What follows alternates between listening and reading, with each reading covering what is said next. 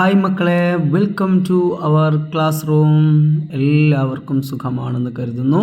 ഇന്ന് നമ്മൾ നമ്മുടെ പാഠഭാഗമാകുന്ന ബഹുത്ത് ദിനോം കെ ബാദ് എന്ന നാഗാർജുനൻ്റെ കവിതയിലെ കുറച്ച് ക്വസ്റ്റ്യൻസ്, അതുപോലെ തന്നെ അതിലെ ആക്ടിവിറ്റികളൊക്കെ ചെക്ക് ചെയ്യാൻ വേണ്ടിയിട്ടും നോക്കാൻ വേണ്ടിയിട്ടൊക്കെ വന്നതാണ്.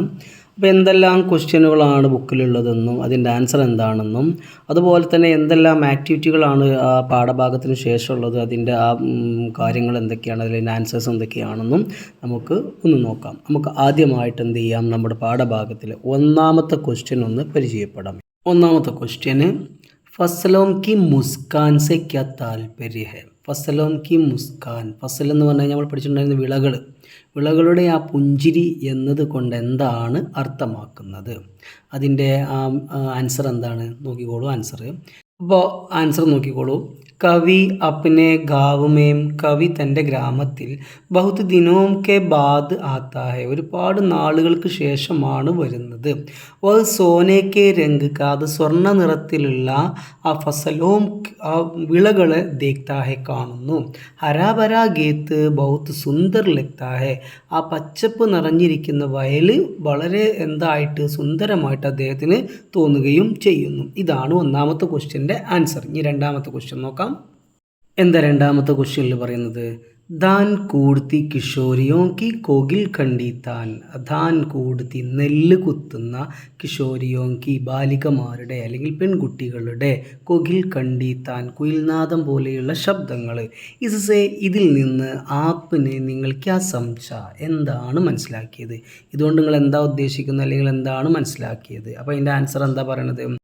ബഹുത്ത് ദിനോം കെ ബാദ്, ഒരുപാട് നാളുകൾക്ക് ശേഷം കവി നാട്ടിൽ വന്നപ്പോൾ ദാൻ കൂടത്തി, നെല്ല് കുത്തുന്ന, ലഡ്കിയോം കി, പെൺകുട്ടികളുടെ, മധുർ ആവാസ് സുനീഹെ, മധുരമായിരിക്കുന്ന ആവാസ് സൗണ്ട്, ആ ശബ്ദം എന്താകുന്നുണ്ട്, സുനീഹെ കേൾക്കുന്നു. ഉൻ ഗീതോം കോ, ആ ഒരു പാട്ടിനെ അല്ലെങ്കിൽ ആ ഒരു ഗീതത്തിനെ കവി എന്ത് ചെയ്യുന്നു, മൻ ഭർ സുൻതായ, തൻ്റെ മനസ്സ് നിറയെ എന്താക്കുന്നു, കേൾക്കുന്നു.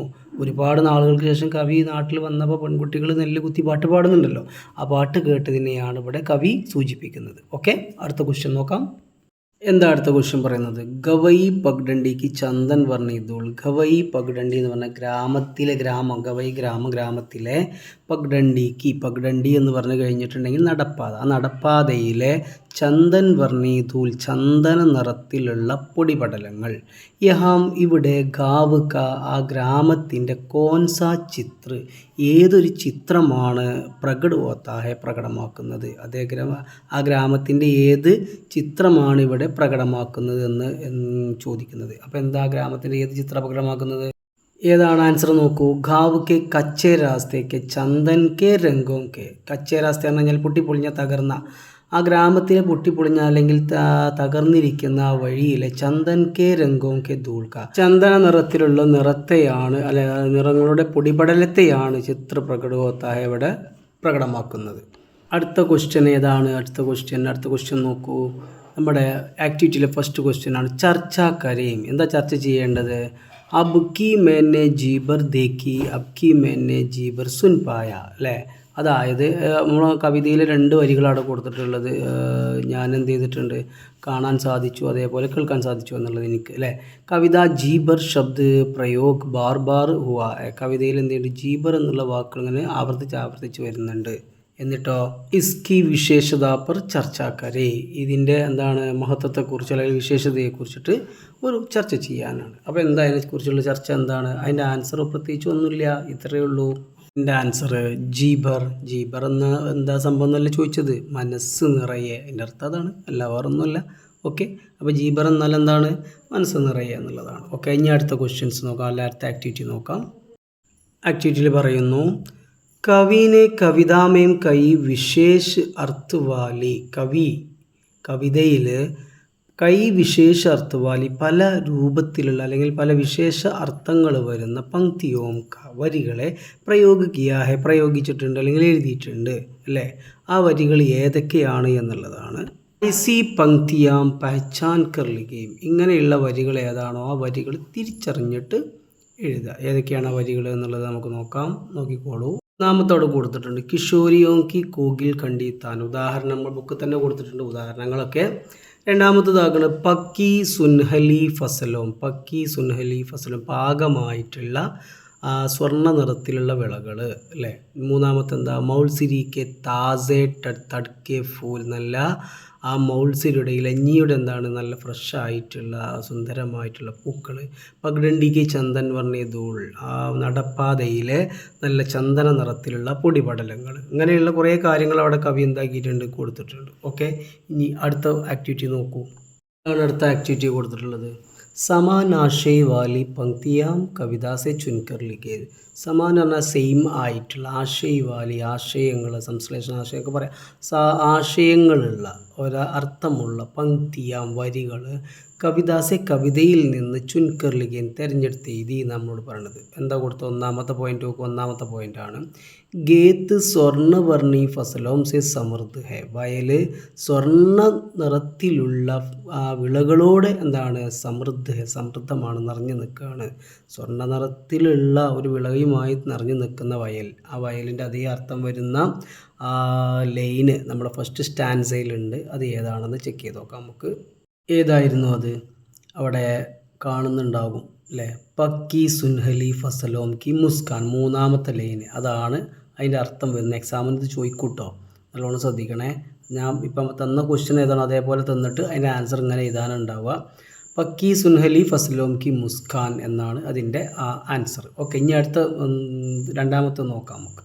എന്താണ് രണ്ടാമത്തെ പറയണത്? ഗ്രാമീണ ബാലായെ മേഹനത്ത് കർത്തേ ഹുയെ മധുർഗീത് ഗാത്തി ഹെ. നിങ്ങൾക്ക് തന്നെ അറിയാം, ഗ്രാമീണ ബാലകന്മാർ ബാല എന്ന് പറഞ്ഞാൽ എന്താ, ഗ്രാമത്തിലുള്ള പെൺമക്കൾ, പെൺകുട്ടികൾ മേഹനത്ത് കർത്തേ ഹുയെ നല്ല അധ്വാനിച്ചു കൊണ്ട് മധുർഗീത് ഗാത്തിയെ നല്ല മധുരമായിരിക്കുന്ന പാട്ട് പാടുന്നു. അതെന്തേന്ന് അറിയാമായിരുന്നല്ലോ അല്ലേ. അപ്പോൾ രണ്ടാമത്തെ സ്റ്റാൻസ് നോക്ക്, അതിൽ കാണാം. എന്താ അതിൽ പറയണത്? മൂന്നാമത്തെ ലൈനിൽ തന്നെ അതും പറയണത് ധാൻ കൂർത്തി കിഷോരിയോം കി കോകിൽ കണ്ടി താൻ. ധാൻ കൂർത്തി നെല്ല് കുത്തുന്ന കിഷോരിയോം കി പെൺകുട്ടികളുടെ കോകിൽ കണ്ടി താൻ മധുരമായിരിക്കുന്ന കുയിൽനാദം പോലെയുള്ള ശബ്ദങ്ങളിൽ പാട്ട് പാടുന്നു. ഓക്കെ അല്ലേ? അതെന്താ പറയണത്? അടുത്തത് നോക്കിക്കോളൂ. അടുത്ത ക്വസ്റ്റ്യൻ നോക്ക്. എന്താ അടുത്ത ക്വസ്റ്റ്യൻ? മൂന്നാമത്തെ ക്വസ്റ്റ്യൻ തൻ മൻ കോ ഊർജ ദേനെ വാലി ഖുഷ്ബു ഫൈൽ ജാത്തി ഹെ അല്ലേ. തൻ എന്ന് പറഞ്ഞാൽ ശരീരം, മൻ എന്ന് പറഞ്ഞാൽ മനസ്സ്. മനസ്സിനും ശരീരത്തിനും ഊർജം നൽകുന്ന ഖുഷ്ബു നല്ല സുഗന്ധം എന്ത് ചെയ്യുന്നുണ്ട്? ഫൈൽ ജാത്തിയെ പരക്കുന്നു എന്നുള്ളതാണ് അല്ലേ. അതിലേതിനെ പറഞ്ഞിരുന്നത്?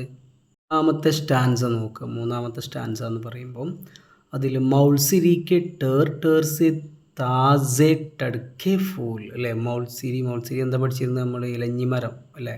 നമ്മുടെ മുകളിൽ നമ്മൾ ആദ്യത്തിൻ്റെ ക്വസ്റ്റ്യൻ എന്താ വന്നത്? നല്ല സുഗന്ധം നൽകുന്ന പൂക്കൾ എന്നൊക്കെ അല്ലേ. മൗൾസിരി ഇലഞ്ഞിമരത്തിൻ്റെ അല്ലേ. താസെ ടഡ്കെ ഫൂൽ നല്ല സുന്ദരമായിരിക്കും, നല്ല കുമ്പാരമായിരിക്കും, നല്ല ഒരുപാട് കുറേ അല്ലെങ്കിൽ ഫ്രഷായ ഒക്കെ ഒരുപാട് പഠിച്ചിട്ടില്ലേ നമ്മൾ. ആ പൂക്കൾ എന്നാണ് ആ ലൈൻ്റെ അർത്ഥം. ഓക്കെ, ഇനി അടുത്തത് നോക്ക്.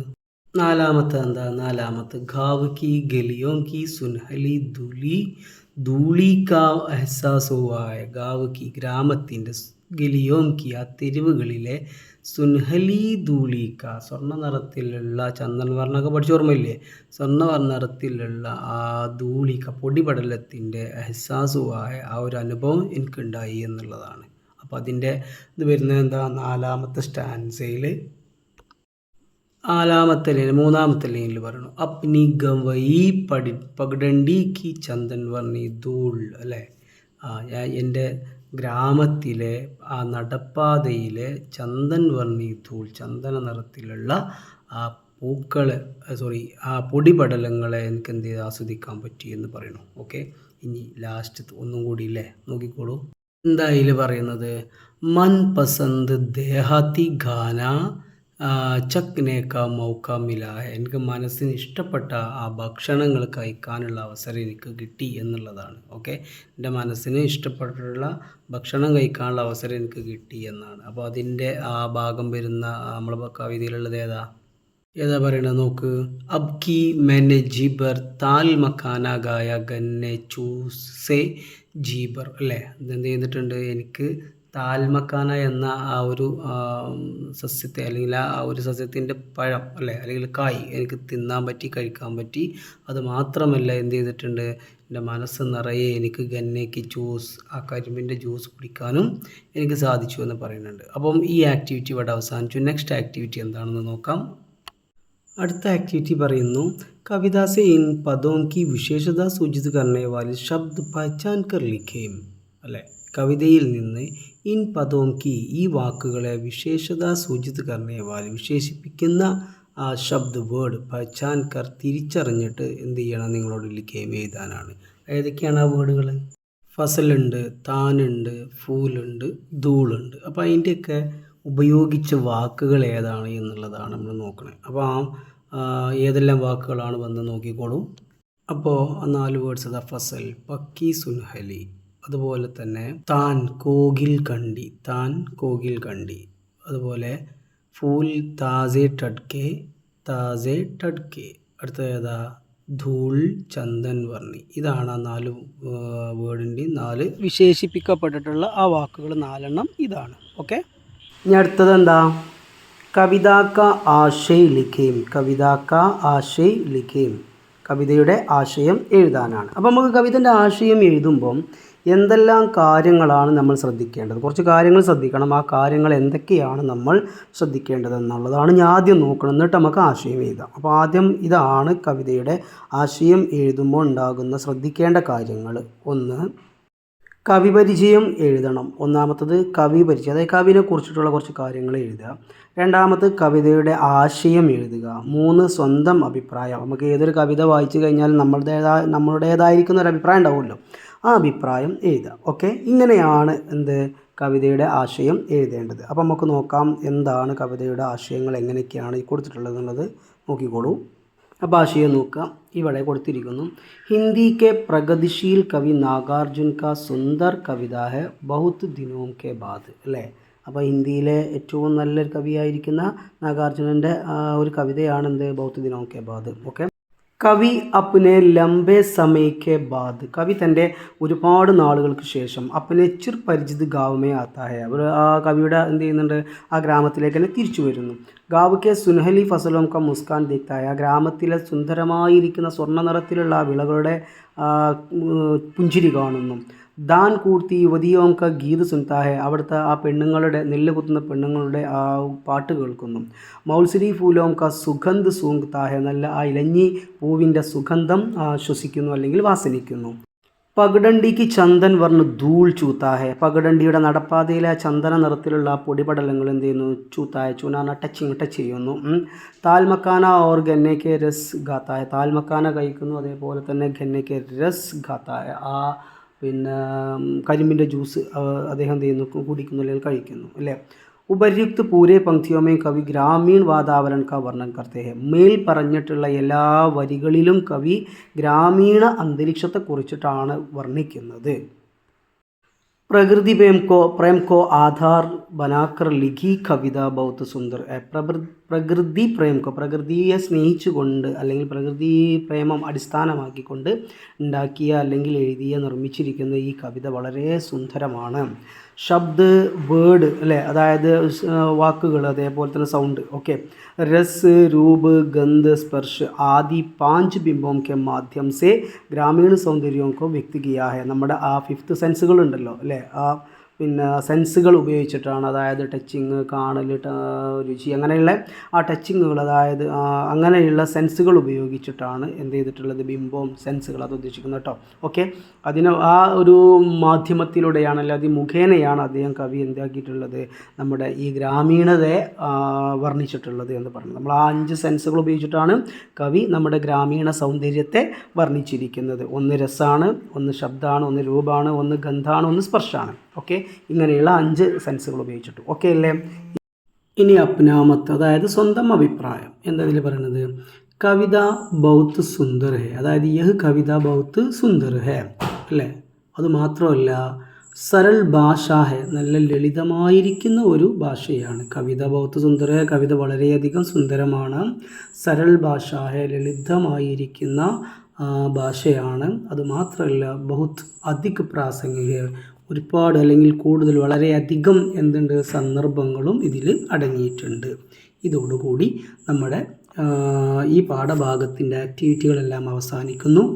പിന്നെ ആശയം ഇതോടെ അവസാനിച്ചു. ഇനി നമുക്ക് അടുത്ത പാഠത്തിലൂടെ നമുക്ക് കാണാം, അടുത്ത വീഡിയോയിൽ കാണാം. ഓക്കെ, എല്ലാവർക്കും ഇഷ്ടമായി എന്ന് കരുതുന്നു.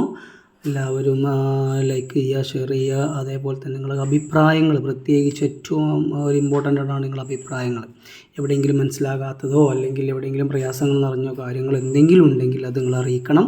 അഭിപ്രായങ്ങൾ മസ്റ്റായിട്ട് എഴുതി അറിയിക്കുക, കമൻറ്റിലൂടെ അറിയിക്കുക. ഓക്കെ, അപ്പോൾ അടുത്ത വീഡിയോയിൽ വീണ്ടും കാണാം. അതുവരേക്കും എല്ലാവർക്കും ബൈ.